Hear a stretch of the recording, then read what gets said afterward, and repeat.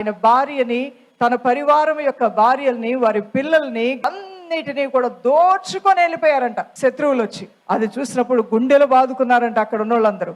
అందరి కోపము కూడా దావీదు మీద రగులుకొని ఆయన చంపటానికి పూనుకున్నప్పుడు దావీదు సర్వశక్తి గల దేవుని వైపు తన సహాయం కోసం చేతులెత్తాడు. ఆ ప్రార్థన చేయడానికి కూడా ఎంత గట్స్ ఉండాలో తెలుసా? ప్రభువా, నువ్వు నాతో వస్తే నా శత్రువు తీసుకున్నది ప్రతిదీ కూడా సింహపు నోట్లోంచి తీసినట్లుగా అంతా నేను తిరిగి తెచ్చుకోగలను. నువ్వు ఒక్క మాట చెప్తే బయలుదేరిపోతానన్నాడంట. దేవుని పట్ల ఆయన కూడా నమ్మకాన్ని చూసినటువంటి ఆ పరలోకమున్న తండ్రి అన్నాడు, దావీదు బయలుదేరు, నేను నీతో పాటు వస్తాను. నీ శత్రువులు ఎంత బలవంతులైనా అంతకన్నా బలమైన ప్రార్థన నా సన్నిధిలో నువ్వు చేశావు. నీలో ఉంది ఆ ధైర్యం, దానికోసమైనా నేను అద్భుతాన్ని చేస్తాను, బయలుదేరన్నాడంట. బయలుదేరాడు, శత్రువులు జయించాడు. భార్యల్ని, బిడ్డల్ని, వారు దొంగిలించిన ఆస్తిని, సంపదని A to Z సమస్తాన్ని తీసుకొని బయలుదేరి వచ్చేసాడు.